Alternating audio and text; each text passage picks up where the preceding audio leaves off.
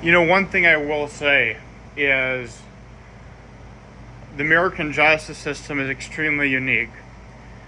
It obviously has its faults, it has its strengths and weaknesses. There's people in the justice system who get frustrated with it sometimes. There's detectives, there's attorneys, prosecutors, there's DAs, there's families who are denied closure because of the system. There's detectives, there's prosecutors, district attorneys, assistant district attorneys who get frustrated. Maybe someone was a murderer and they take a deal on maybe a robbery.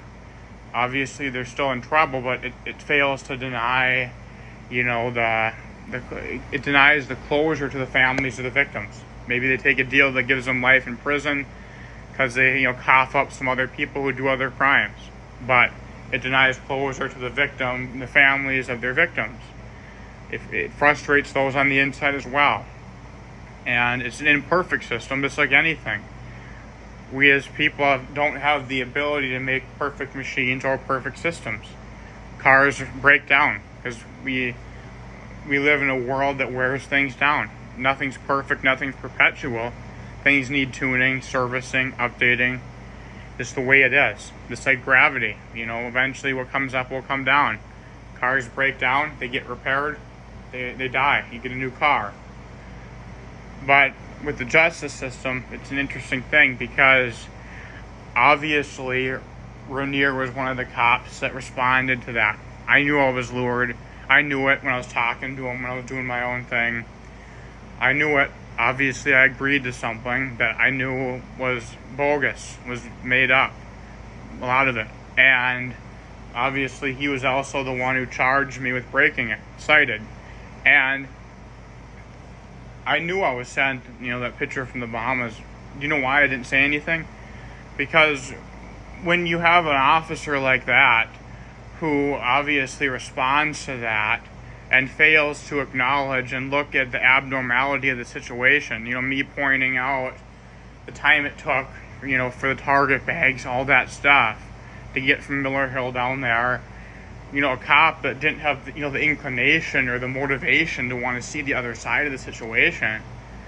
To me, that either shows, a lack of intellect, sophistication, and a drive to want to get to the truth, to protect and to serve, but also get to the whole truth. All the truth, not leave anything out to make it simpler and quicker. I'd be afraid that he'd just dismiss that, just like he'd dismiss, my concerns and the clear evidence and uncertainty and inconsistencies that were present at being lured to 30 East.